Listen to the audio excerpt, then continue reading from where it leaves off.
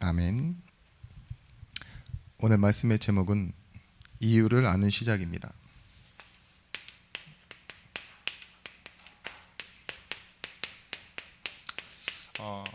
바울이 오늘 에베소 교인들과 장로들에게 고별 설교를 하는 긴 본문을 읽었습니다. 사도행전 20장 17절에서부터 38절의 말씀. 분명히 말씀은 다시 보지 못할 고별 설교인데 제목은 이유를 아는 시작입니다. 여러분, 우리 신앙생활에 있어서 현재 지금은 결론이 중요하지 않습니다. 오늘의 결론은 내일 바뀌게 돼 있어요. 또 언젠간 바뀌어요. 그런데 확인하는 건 중요하죠. 결론이 답은 아닙니다. 그렇게 알고 계셔야지 계속 결론을 바꿀 수 있어요. 우리는 이게 복이다, 이게 답이다 이렇게 하는 순간이요, 우리는 그 답만을 생각해요. 근데 하나님께서 우리에게 주시고자 하는, 오늘 제목에도 힌트가 나와 있는데, 답보다는 결론은 이유가 되어져야지 오늘처럼 바울과 에베소 교회 사람들이 움직일 수 있는 겁니다. 보시면 알겠지만 이들이 왜 바울을 보내어 줍니까? 그리고 바울은 왜 다시 보지 못할 줄 알면서도 갑니까? 답이 아니라니까요. 그게 답이었다면 이럴 수도 있고 저럴 수도 있는 거예요. 그런데 성령의 이끌림을 받는 것이 이유래요. 거기서 어떤 일이 기다리는지 알지도 못하고 가는 거예요. 답이 없어요. 그런데 무엇 때문에 간다고요? 하나님이 이끌어 가시는 그 이유를 붙잡고 간다.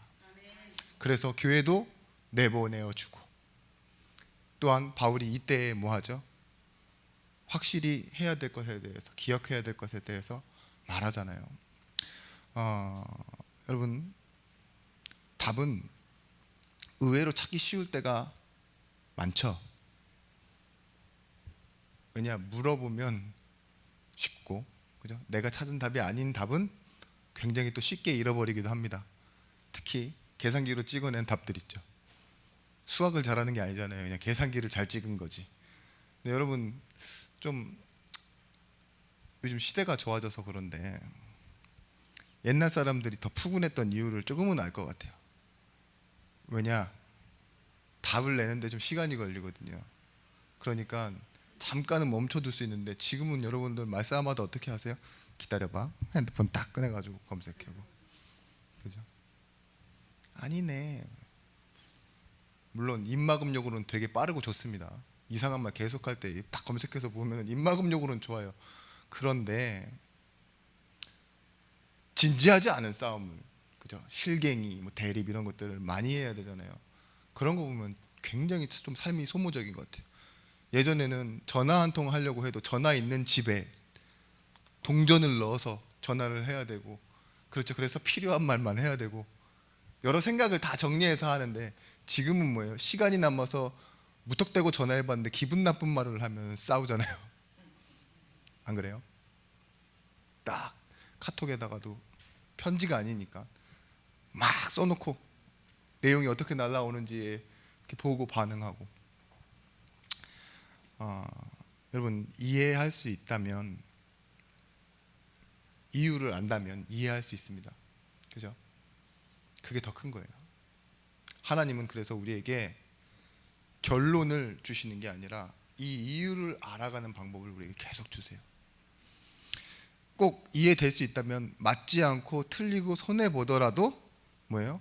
받아들일 수 있는 힘이 생긴다니까요. 저번에 한번 그 로마서 말씀 속에서 한번 그렇게 말씀드린 적 있죠. 패러다임 시프트라고.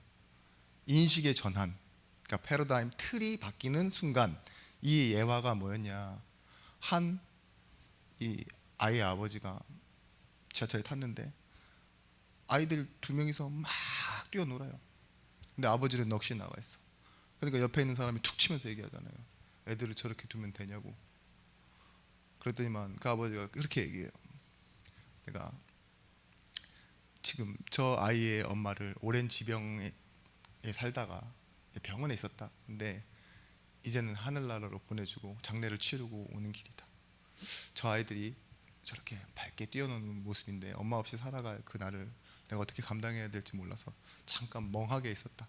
슬픔도 큰 슬픔은 지나간 것처럼 보이는데 이제는 무게가 남았다. 이 얘기를 옆 사람에게 하는데 그 지하철에서 듣고 있던 옆에 사람들도 듣고는 있잖아요. 이해하게 되는 거예요. 이야, 답으로 봤을 때는 부모가 상식이 없네, 애들이 누구를 닮았네, 뭐 이런 거 있잖아요. 자기 나름대로의 답으로 다 봐요. 공공질서, 오늘 기분 나 별로 안 좋은데 막 왜 이 지하철 타서도 저런 소란을 봐야 되나, 그렇게 느낄 수 있는데 아버지가 얘기한 한 사람의 인생과 저 아이들의 미래를 잠깐이나마 뭐예요? 들어보니 이해가 되는 거 있죠. 이해가 되니까 어떤 게? 이유가. 그러니까 뭐예요? 그 아이들이 시끄럽게 떠들고 뛰어노는 그 소리가 더 슬프게 느껴지는 거죠. 그게 인식의 전환. 그 아버지를 보는 마음이 처음에는 굉장히 불쾌했는데 되게 멍청해 보였고, 근데 뭐였죠? 나중 돼서는요, 자기가 옆집 사는 사람 같이 느껴지고 그 사람의 인생이죠. 그게 뭐예요? 바뀌는 거예요. 들음으로. 우리도 마찬가지예요. 교리로 내지는 오늘 내 상태로 뭐 이렇게 말씀 듣다 보면요, 들린 건 들리고 말면 말고, 그리고 내가 가진 알고 싶은 대로 알고 또 알고자 하는 대로 아는 것도 되게 문제예요. 근데 하나님요, 여기에 오늘 말씀에서 성령으로 여러분에게 개입하시고 바꾸어 가십니다. 그래서 하나님으로부터 발견되는데요, 하나님 무엇을 바꾸시느냐? 신앙생활하는 여러분의 시작이 동기나 어떠한 계기가 되지 않도록 하나님이 원하시는 것으로 가도록 하기 위해서 하나님은요, 이 시작을 네가 한 게 아니다, 내가 불렀다로 바꾸시는 거예요. 너의 필요에 의해서 나를 네가 찾은 것이 아니라 내가 원해서 너를 불렀다. 여기서 시작점을 바꾸십니다. 그래야 여러분 오기 싫어도 오게 되는 거예요. 그죠?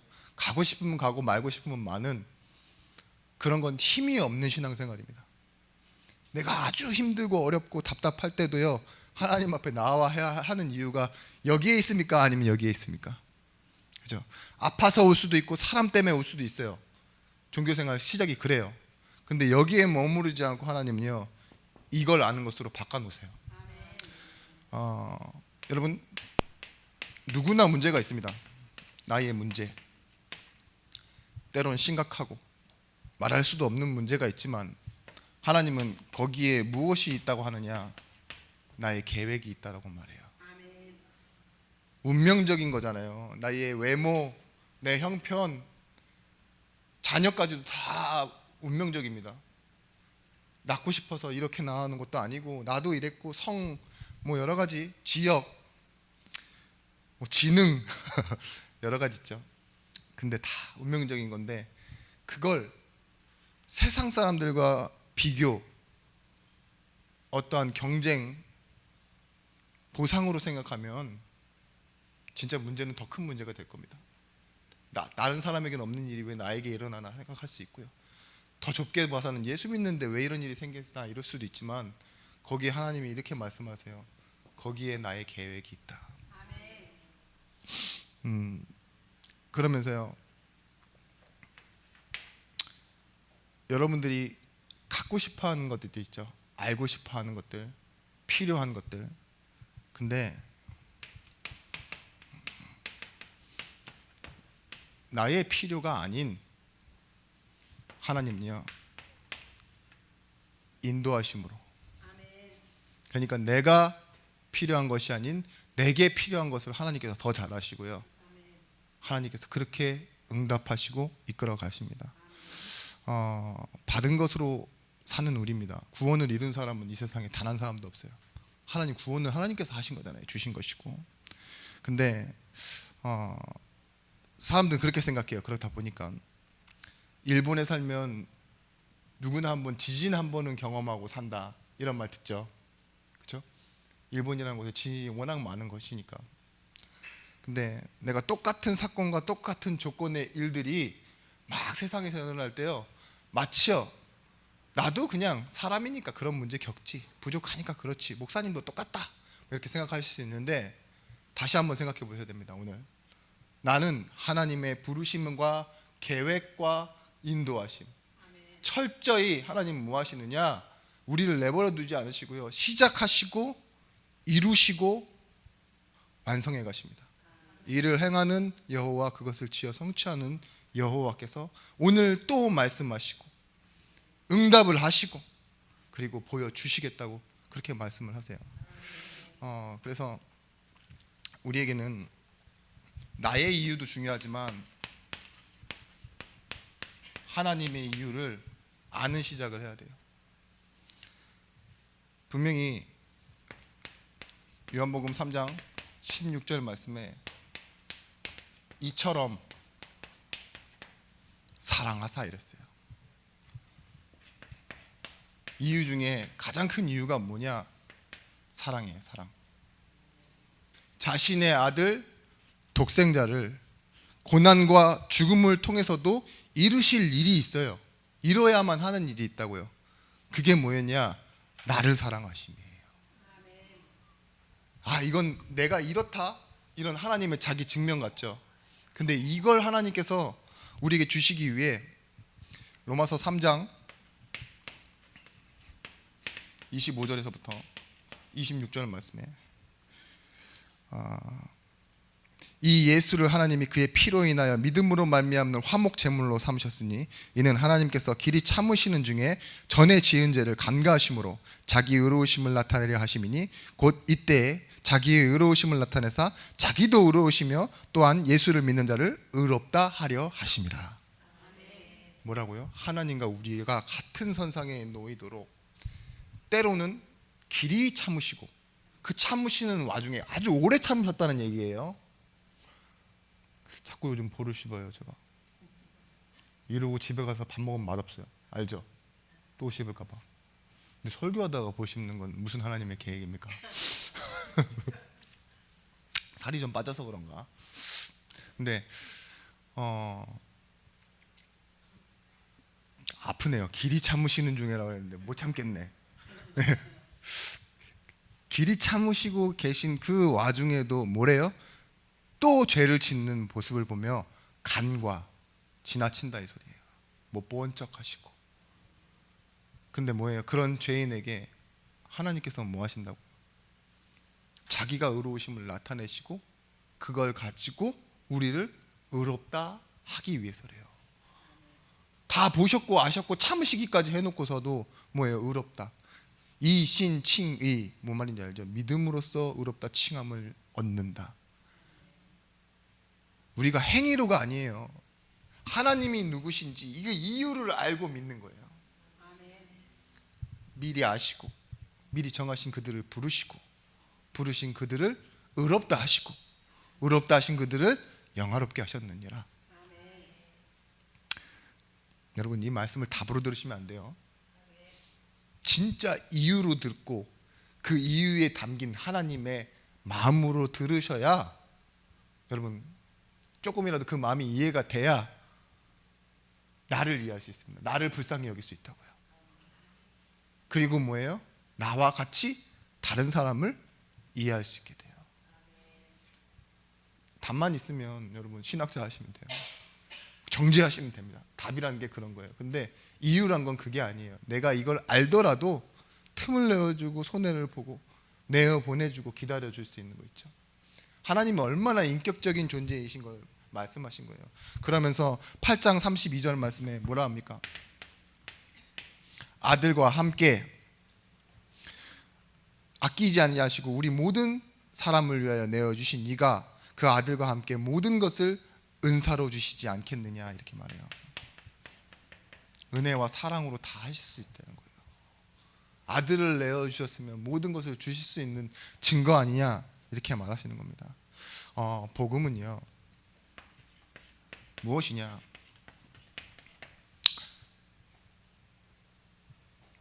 뭐 여러 의미가 있지만 복음이 아니면, 우리가 복음을 모른다면, 다른 곳에는 상대적인 것이지만 절대적인 것, 하나님만 가지고 있는 것, 이 절대적인 유일함, 이걸 알 수가 없습니다. 하나님이 얼마나 선하신 분이신지를 볼 수 있는 창이 복음이에요. 복음을 알아야지만 하나님을 알 수 있어요. 또한 이 베드로의 고백처럼요, 하나님이 주신 열쇠예요. 하나님 앞에 나아갈 수 있는, 자격을 가지고 하나님 앞에 나아갈 수 있는 자녀의 권세, 그죠? 영접하는 자, 곧 그 이름을 믿는 자들에게 하나님의 자녀가 돼요. 내가 신앙인, 어떤 종교인으로서 그냥 하나님을 배워서 아는 지식이 아니라 자녀된 그 신분을 가지고 하나님을 이해하는 것, 나의 아버지로서 관계로 만나는 것. 그래서 뭐죠? 오직 의인, 관계로, 그 관계 때문에 내가 살게 된다라고 고백했던 것처럼 믿음으로 살게 되어지는 것입니다. 성경에서는 이렇게 일관되게 계속 말하고 있습니다. 구약과 신약에서요, 내가 너희에게 한 약속을 믿고 이 약속을 한 나의 신실함을 믿는다면, 그것을 계속 말하고 계신 거예요. 믿어달라.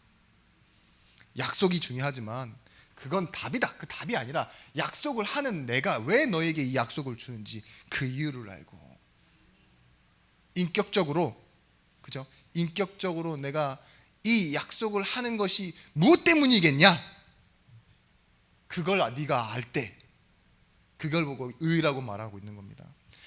그걸 보고 그냥 말씀만 따라서 그걸 그대로 지키는 순종이 아니라 하나님의 마음을 알아주는 것, 하나님을 그래서 이해하고 경외하는 것, 거기서 지식과 지혜가 나온다, 그렇게 말하고 있어요. 여러분, 바울이 이유를 알고 나니 무엇이 나오느냐? 힘이에요. 힘이 어디서 나와졌냐? 의식에서 나오는데요, 바울의 의식은 빚진 자였습니다. 물론 뭐 많이 나오기도 하지만 로마서에서 나오는 바울의 빚진 자 의식은 무엇이냐? 로마서 1장 14절 말씀에 내가 헬라인과 로마인과 야만인에게도 빚진 자다, 이렇게 얘기해요. 그 말은 뭘까요? 내어줘야 되는 사람이다, 이 소리죠. 지금 로마는 이스라엘 유대인들을 점령한 나라이고, 그죠? 헬라인은 전혀 다른 이방 족속이고, 또 야만인, 전혀 상관없는 사람들처럼 보이지만 그 사람들한테까지도 왜 자기가 빚진 자라고 말할까요? 이 개념을 한번 설명드린 적 있잖아요. 진짜로 실제로 A가 B한테 빌려서 빚진 자가 아니라요, 하나님이요, 뭐 하셨다고요? B에게 줘라 하면서 A에게 주신 거예요. 맡겨놓은 거라고요. 그러니까 맡은 자라는 의미죠. 그래서 이걸 주기 전까지는요, 아직은 내가 빚진 자인 거예요. 왜냐하면 하나님이 부탁하신 거니까. 그 마음은 뭐냐? 하나님의 마음으로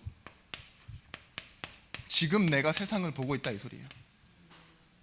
하나님의 뜻으로 내가 너에게 가고 있는 사람. 고린도전서 15장 9절 말씀에 그러나 나의 나된 것은 하나님의 은혜로 된 것이니 내게 주신 그의 은혜가 헛되지 아니하여 내가 모든 사도보다 더 많이 수고하였으나 내가 한 것이 아니요 오직 나와 함께 하신 하나님의 은혜로라. 이 의식이 뭐예요? 은혜 의식이잖아요. 하나님으로부터 온 거라고. 내가 뭐예요? 너희들에게 주어야 하는 그 맡은 자, 빚진 자의 의식을 갖고 있는 이유도 하나님께서 주신 그 은혜 의식. 고린도전서 3장 6절 말씀에 아볼로는 나는 심었고 아볼로는 물을 주었으되 심은 것도 물 준 것도 아무것도 아니로되 자라나게 하시는 이는 하나님이시니라. 시작은 내가 했고 누군가는 과정을 만들어내고 있다라고 생각하는데 그게 아니다. 결론을 만들어내시는 분도 하나님이시다. 이 얘기를 하고 있어요. 나된 것이 다 하나님의 은혜. 부르신 것, 그죠? 나와 함께 하신 것. 그래서 뭐예요? 지금 만들어 가신 내 아픈 것까지도 다 하나님의 은혜. 다윗도 비슷한 고백해요. 뭐예요? 여호와는 나의 목자시오. 내가 제단 뿔에 가서 죄인으로서 그 뿔을 잡을 때 구원하는 구원의 뿌리시오. 내가 숨을 요새시오, 나의 힘이시오, 나를 지키시는 막대기, 지팡이라고 얘기도 하기도 하고요. 가끔 자기가 맞을 때, 아플 때, 그렇죠? 여러 가지로 다 표현해요. 근데요, 하나님을 뭐예요? 내 인생의 실제 동반자라고 생각하고 나를 지키시고 인도하시는 분이라는 것에 대한 의식을 이유로 가지고 가는 거예요. 그게 언제든 시작할 수 있는 힘이 되어지는 겁니다. 종교 생활하는 사람들은요, 답은 가지고 있는 낙심을 해요. 왜일까요? 답이 있는데 왜 낙심해요? 답이 아니게 되니까 낙심하는 거예요. 근데 우리는 뭐가 있어요? 신앙은요, 답을 잃어버릴 때가 있어요. 오히려 그런데도 힘을 얻어요. 또 왜요? 이유 때문에 나오니까. 자, 그 이유를 가진 증인들이 되시길 바래요. 사도행전 16장에 로마 시민권을 가지고 있는데도 바울이 다른 선택을 해요. 내가 로마 시민권자다 말하지 않고 자기 성공과 자기 증명을 말하는 세상에서 뭐래요? 감옥으로 들어가잖아요. 오히려 매 맞고 고통당할 때 말하지 않고 참는 이유가 있어요. 그것이 뭐냐? 하나님의 시간표를 기다리기 위해서. 감옥을 통해서 오히려 피했다고 말하지만 신학자들은 뭐라 그래요? 감옥이 바울 안에 잡혔다고 얘기해요. 바울이 있는 곳에 하나님의 일들이 일어나기 시작합니다. 여러분, 사람들이 만류해요. 가지 말아달라고. 오늘도 또 딴 데 구절 가서 보시면 그래요. 바울을 가는 곳마다 가지 말아달라고 얘기해요. 흔들릴 수 있죠. 그런데 바울은 자기 행동에 대한 이게 분명히 있어요. 세 가지인데, 행동에는 이유가 있고 또한 그 이유를 만들어내는 배경이 있습니다. 그것이 무엇이냐? 언제나 누구를 만나든지, 그리고 때를 얻든지 못 얻든지, 그 언제나와 때가 같은 말인데요, 만남 안에 우리가 주어져 있을 때와 안 주어져 있을 때 있죠. 그런 때를 말하는 거예요. 그때에도 바울은 뭐를 했습니까? 자신을 빌립보서 3장 12절 말씀처럼 나는 그리스도께 붙잡혀 있다. 사도행전 20장 22절 말씀에 성령에 매여, 18장 5절 말씀에 내가 하나님의 말씀에 붙잡혀, 이렇게 얘기해요. 그게 뭐예요? 배경이 하나님이시고 그것이 나의 이유가 되어지고, 그래서 내가 지금 이렇게 있다라고 설명되어질 수 있는 거예요. 그게 뭐예요? 눈에 보이는 상황과 환경과 조건보다 의식에 박혀 있는 거죠. 믿음. 다른 말로는요, 우리에겐 현실과 영적인 사실이 있습니다. 현실도 있지만 진짜 중요한 건 영적 사실이잖아요. 그런데 답으로 보면 현실과 영적 사실은요, 갈등이에요. 근데 이유로 보면은요, 우리에게는 무엇이냐? 구원에서 모든 것을 출발시키는 시작이 되어지는 겁니다. 여러분, 응답을 왜 받습니까? 구원받았기 때문에 받는 거예요. 모든 응답의 시작은 구원이죠. 내가 뭘 잘해서 기도해서 아니면 내가 어떠한 행한 결과로 받는 건 아무것도 없어요. 내가 자녀이기 때문에 받는 겁니다. 내가 잘못해도 응답받는 거 있어야 돼요. 당연히 내가 잘했어도 책망받는 거 있어야 돼요. 목사님도 그런 경우 많아요. 잘했는데도 책망받아. 누가 설교 그렇게 잘하라디. 그래야 돼요. 왜냐? 잘하면 네가 영광 받잖아.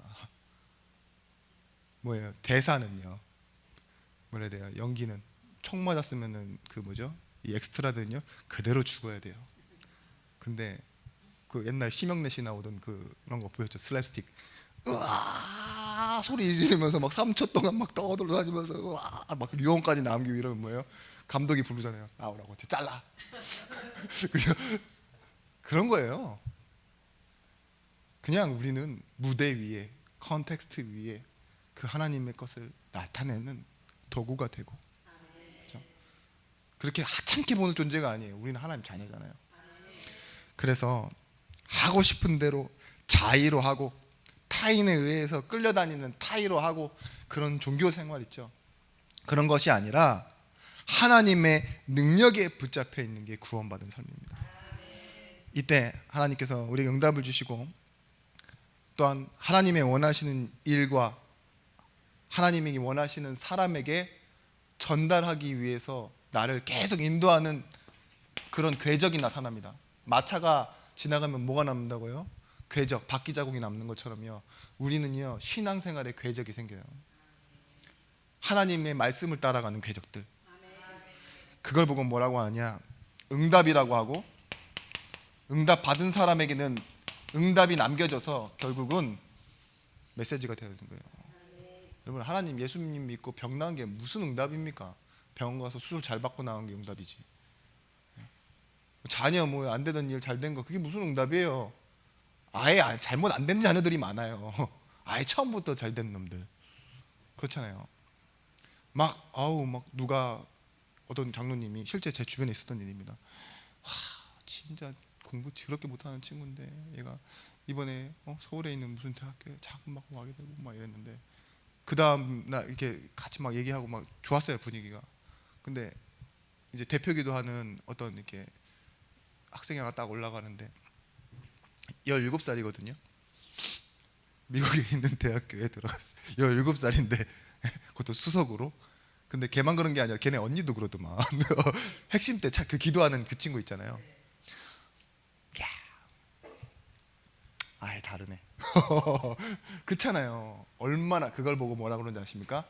상대적 박탈감. 누구는 빚 때문에 며칠 동안 금식하며 기도하고 그래서 어떻게 좀 해결됐는데요. 아예 그런 문제가 없는 사람도 있어요. 아예 태어날 때부터 뭐 선산을 물려받고 뭐 그죠? 그런 일들, 당황스러운 일들. 여러분, 응답은 뭐냐? 그런 게 아니에요. 앞에 말씀드렸다시피 나에게 하나님께서요 이제는 사람과 또한 그 시간표와 일에 하나님의 일들을 나타내시기 위해서, 전도를 위해서 일하시는 시간이 생기는데 이 두 가지입니다. 응답이 메시지 되게 하시는 거. 여러분, 진짜 응답 받으면 더 주의해야 될 게 있어요. 하나님이 원하시는 메시지가 뭔지를 꼭 찾아내시는 게 진짜 응답으로 종결되어지는 겁니다. 응답 때문에 무너지는 사람 되지 마시고 잘된 일 때문에 무너지는 거죠. 그건 진짜 응답이 응답되려면요 이거예요. 여기서부터 다시 찾아내셔야 돼요. 소명. 내가 이 자리에 서 있는 이유를 말하는데 나는 누구인가를 설명하기 이전에 나를 부르신 하나님이 설명되어져야 돼요. 그래서 내가 지금 이 자리에 서 있는 사람이 되었습니다. 그게 납니다. 이게 소명이에요. 다른 말로는 은혜가 어디로 박혔냐 이 소리죠. 은혜가 각인되어 있는 사람이 맞냐, 이게 소명입니다. 막달라 마리아가 향유옥합을 깨서 예수님 그 머리에 붓잖아요. 근데 뭐예요? 옆에 있는 제자들은 뭐 했는지 아십니까? 책망했어요. 꾸짖고. 그 의미를 몰라요. 뭘까요? 막달라 마리아는요 그 혼수로 쓸 예물을 갖다 깨서 낭비하는 여자처럼 그렇게 비춰내는데 사실은 그게 소명입니다. 나는 나에게 이런 일을 합니다. 예수께 말씀을 나는 그렇게 들었습니다. 돌아가신다는데, 죽는다는데 막달라 마리아는 시작하잖아요. 그죠? 근데 제자들은 뭐예요? 원래 가지고 있는 답대로 생각하는 거예요. 이유는 중요하지 않아. 우리가 그렇게 될 수 있어요. 한번 생각해 봤어요. 동시대의 선지자들 중에 하박국, 예레미야, 스바냐, 나훔, 에스겔, 다니엘이 동시대 인물입니다. 같은 시대에 조금 연도 차이만 있지 같은 시대에 살았는데 누구에게는 크고 위대하신 능력을 계속 보이시겠다고 말씀으로 약속하시고, 하박국에게는 언제까지니까만 계속 말하게 하시고, 다니엘 같은 경우에는 포로로 끌려가서 뭐 하시게 하시고, 여러 가지 일하죠. 왜 다르게 일하실까요? 전 이거라고 생각해요. 소명이 무엇인지. 욥과 아브라함은 동시대 인물입니다. 근데 왜 한 사람은 믿음의 두상이 됐고 어려움과 이런 것들을 처음부터 끝까지 다 이겨낸 욥은 그냥 몇 배로 복받고 끝났습니까? 그 이후에 후손이 없죠. 믿음이 하는 일을 설명하는 거예요. 예? 욥에 대한 계보가 없어요. 근데 아브라함은 뭐가 생겨요? 믿음은 계보를 만들어내고 사람을 살리는 메시지가 계속 나와진다고요. 아브라함, 이삭, 야곱 계속 이어져 가는 이유가 뭡니까? 다윗의 계보에 이방인 갈렙이 껴있고 그 갈렙의 계보에 왜 엄마가 보아스인 사람, 아니다, 엄마가 라합인 사람 보아스. 그러니까 뭐예요? 룻이라는 과부를 데리고 오는 것도 거부감이 없는 거예요. 우리 엄마가 이방 여인이잖아, 그죠? 근데 뭐예요? 그 계보에 누가 오세요? 예수 그리스도가 오시는 거예요. 유다 지파 다윗에서 사는 예수요, 그죠? 뭐하다 여기까지 왔는지. 제가 볼시분으로부터 약간 영혼이 탈출된 것 같은데. 근데 여러분, 예전에 이런 말씀 드렸죠. 모든 것이 응답. 왜 모든 것이 응답이 될 수 있습니까? 모든 것의 주인이 하나님이시기 때문에 그래요. 그걸 보고 뭐라 그러냐, 주권이라고 합니다. 이게 믿어지는 사람이 답이 없는 내 인생에 하나님의 이유를 가지고 살아가게 되어지는 거예요. 제가 목회자가 될 때 붙잡았던 말씀 구절, 그것이 뭐냐, 갈라디아 4장 14절 말씀이에요. 그냥 저것만 놓겠습니다. 혹시 이 말씀이 기억나면 저를 생각해 주십시오. 너희를 시험하는 것이 내 육체에 있으되 이것을 너희가 업신여기지도 아니하며 버리지도 아니하고 오직 나를 하나님의 천사와 같이 또는 그리스도 예수와 같이 영접하였도다. 그래요. 바울은 자신이 보기에도 자기 육체에 저 사람들을 시험 들게 만들 만한 약함이 있었어요. 근데 그걸 뭐라고 얘기해요? 업신여기지도 않고 무시하지도 않고 버리지도 않았다. 근데 나를 어떻게 받아줬냐? 하나님의 천사와 같이 예수 그리스도와 같이 믿어주고 바라봐줬다. 고맙다 이 소리예요. 저도 그렇게 보여지길 원했어요. 저한테 시험을 받을 만한 거리가 많잖아요. 부족하고 연약하고 늦고 힘들죠. 근데 뭐예요? 복음이 자신을 그렇게 나타내 주신다는 거예요. 성도들에게 그렇게 보여졌다는 거. 하나님 성도 또한 은혜 의식으로. 여러분, 사도행전 2장 1절, 언제 시간표가 응답이 되어졌냐? 성령이 응답하는 시간표입니다. 오순절에 날이 이름에. 이때 뭐 했어요? 성도들이 기도했어요. 근데 기도하는 게 중요한 게 아니라 성령은 언제 움직이십니까? 알고 계셔야죠. 말씀이 선포될 때 움직여요. 여러분, 말씀 따라가세요. 이 말이 뭐냐? 왜 말씀 따라가라 그러는 줄 아세요? 말씀을 믿고, 그 말씀은 결국은 하나님을 믿기 위해서 말씀을 듣는 거잖아요. 근데 이 말씀을 여러분들이 따라갈 때, 가고자 할 때 성령께서는 그 말씀 때문에 응답하시는 거예요. 여러분, 내가 말씀을 딱 단편적인 예로 붙잡고 이 말씀을 믿기 때문에 응답받는 게 아니에요. 말씀 때문에 역사하시는 성령의 인도를 받게 되기 때문에 우리가 말씀을 따라가는 겁니다. 말씀은 뭘 비춘다고요? 하나님이 어떠한 분이신지 그 이유를, 그 응답이 뭔지를, 메시지를 비춰주시기 위해 성령을 동원하시기 위해 또 말씀을 주신다니까요. 그 말씀을 들으라는 거예요. 여러분, 아디아포라 문제라고 했죠. 고기 먹는 문제 가지고 잘해서 상 받지 않고 못해도 벌 받지 않는다. 그러니까 그건 아무것도 중요한 게 아니다 이 소리죠. 근데 개혁주의는 뭐냐? 어제까지 한 일로 오늘 보상받는 거 아니고, 어제까지 못한 일 때문에 오늘 문제 당하는 거 아니다. 하나님 우리에게 늘 새롭게 역사하고 계시고 날 하나님께서 사랑으로 인도해 가고 계시는데, 오늘 내가 무엇 앞에 살 것이냐, 이유를 아는 시작으로 살아라. 아니, 그렇게 말씀하시는 겁니다. 여러분, 삶에서 나의 움직임과 나의 선택과 나의 일을 통해서 다른 사람이 살아나는 걸 보고 뭐라 그러냐? 전도운동이라고 해요. 그래서 그 살리는 시간표로 들어가는 방법이 뭐냐? 말씀 따라간다는 거예요. 돈 따라가지 마십시오. 사람 따라가지 마시고 전부터 갖고 있었던 내 계획을 따라가지 마세요. 뭐 간단히 말씀드리면, 바울은 내가 전에 알던 것들을 다 해로 여길 뿐더러 모든 지식과 비밀과 보화가 다 그리스도 안에 감춰져 있고 나는 이 복음을 부끄러워하지 아니하노니 이 복음은 모든 믿는 자에게 하나님의 능력이 됨이라. 또한 형제들아 내가 아직 잡은 줄로 얘기하지 않고 오직 한 일, 즉 뒤에 있는 것은 잃어버리고 앞에 있는 것을 잡으려고 이룬 것도 얻은 것도 없어도 달려가노라. 왜 이렇게 말할 수 있죠? 오늘 말씀처럼 결론은 이렇습니다.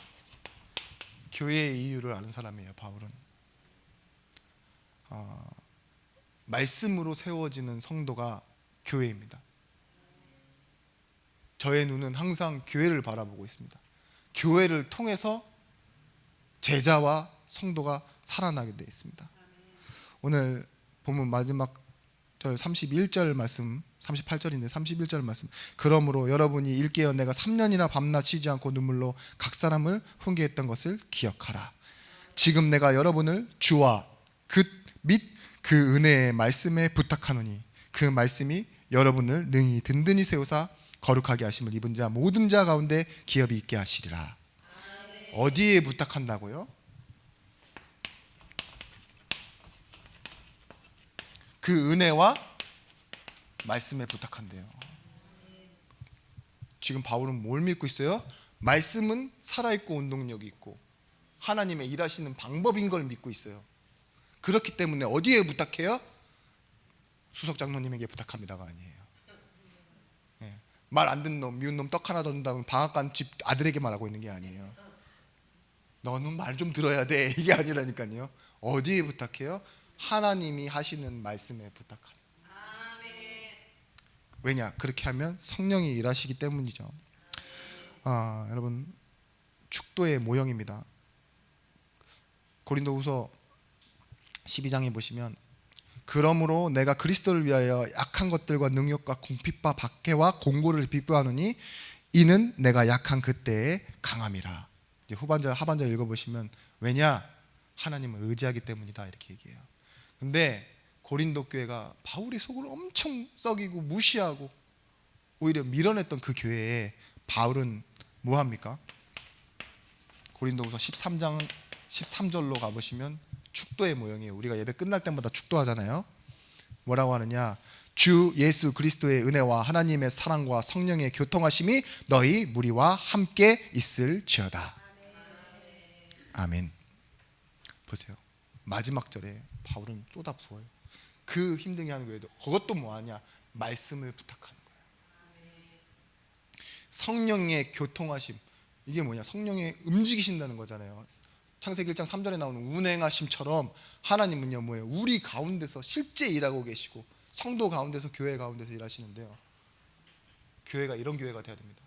말씀 때문에 성령이 일하시고 성령이 일하심 때문에 성도의 인생의 삶의 응답이 나타나는 그런 교회로 그런 제자로 서게 될 줄을 저는 믿습니다. 여러분들도 믿고 돌아가셔서 가정의 응답의 이유가 무엇이 되어야 되죠?